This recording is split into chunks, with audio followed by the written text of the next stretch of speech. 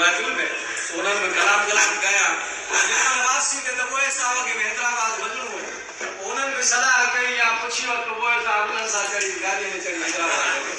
वो हेतरी हरियो चंदो जी बाबा ता के लो सीट खाली मिले वो भली जे क्या सो वो सिरे खाता जो माई छोटो जब न साहब गई रहा वो तबा में ये हमरा किस्मत जो मारो जो को पे नंढी उम्र जो भी न सोची तो वो हिसाब सां किए गद तो वना असा जे दोस्तन मजा यन भी पर असा जो रोशन इना जाब इलाही खाफसा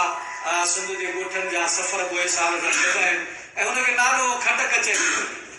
उन में माण्हू वो पानी वही कोडर कुले ते वो बची उन प्रोग्राम में वेंदो हारी भी अची वेंदो को आलिम में फाजिल भी अची वेंदो ए गाल उन जे बाप तोर वजन ऐं गेज जी करे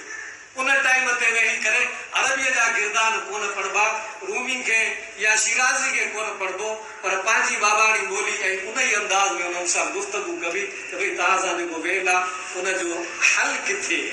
त ही उन जे तबियत जा इलाही खासा रंग हुया लिखण जे हिसाब सां असां जा बोली साहिबान उन्हनि जी सिंधी सुठी न थींदी छो तो अरबी पढ़ंदा आहिनि पोइ उन्हनि जे ग्रामर जे अरबीअ खे लागू कंदा आहिनि सिंधीअ ते उन जे करे के आलिम तमामु सुठा अदीब बि रहिया आहिनि पर घणे भाङे उन्हनि खां उन में ग़लतियूं थींदियूं आहिनि पर मौली साहब जो जेको लिखण जो बि अंदाज़ हुयो सिंधी जो बहितरीन हुनजी सिंधी हुई जेका हाणे ताईं बि आहे उर्दूअ में अक्सर उन मज़हबी उन्माननि ते जेके किताब लिखिया त उहे त उर्दूअ में ऐं उहे बि हुन ॾाढो बहितर अंदाज़ सां लिखिया पंहिंजे नौजवाननि जे लाइ एतिरो हुन वटि फ़िक्र ऐं हुन हुयो मूंखे यादि आहे त सिंध ग्रेजुएट्स एसोसिएशन सिगा वॾी सिंध जी सोशल ऑर्गेनाइजेशन रही है डॉक्टर सुलेमान शेख जेको हाणे बि हुनजो ता हयात ता अबद चेयरमैन आहे बानी चेयरमैन बि आहे त उन्हनि कराचीअ में CSS जा क्लास शुरू कया त भई पंहिंजे नौजवाननि खे तइलीम ॾेई करे असीं सुठनि उहिदनि ते आहियूं ऐं पुठिते आहिनि UPSCP जो माण्हू उन खां काफ़ी अॻिते आहे इन CSS जे क्लासनि में बि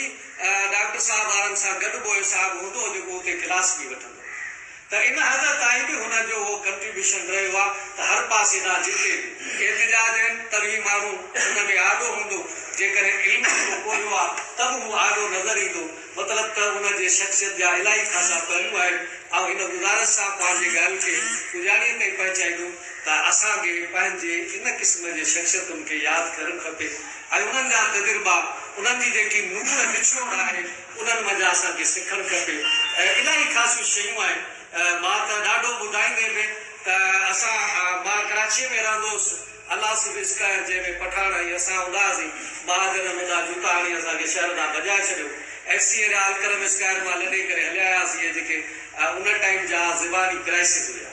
त उते हलियासीं में असीं रहंदा हुआसीं कमिरो असांजो फ्लैट हुयो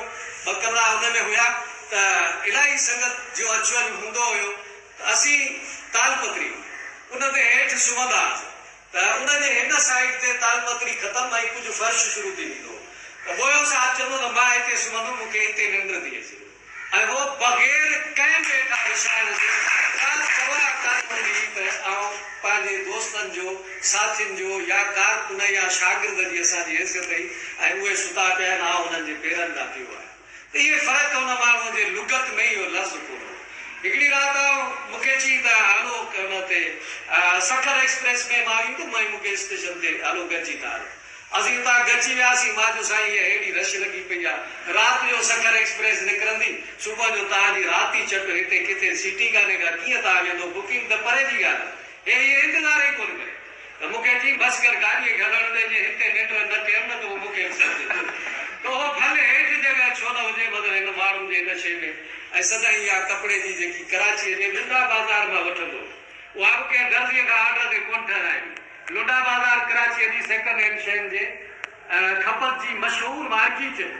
ऐं उन लुंडा बाज़ार मां उहे थेलियूं वठबियूं किताब बि उन में हूंदा पंफलेट बि उन में हूंदा ऐं उन हिसाब सां उहो सफ़र जो साथी ऐं को दोस्त हे इरशाद आहे या हे जबार आहे रोशन आहे असां जेके वेझा दोस्त साईं जे रहियासीं हुन साईं खे इहा तव्हां थेली हुन खां न खसे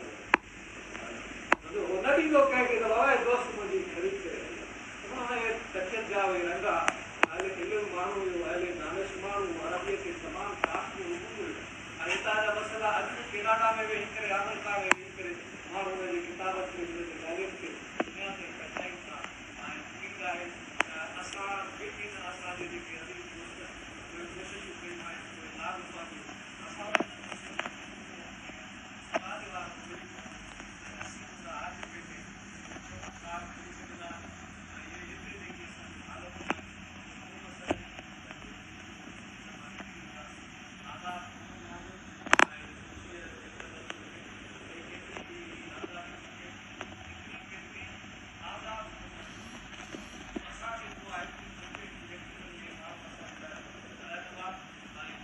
विस्तार आहिनि जंहिंजे रहनुमाईअ में अॻिते असीं वधी सघूं था। हिकु भेरो अवां दोस्तनि जी वरी बि महिरबानी। आयो ऐं अॼु जे हिन महफ़िल खे चार थिए।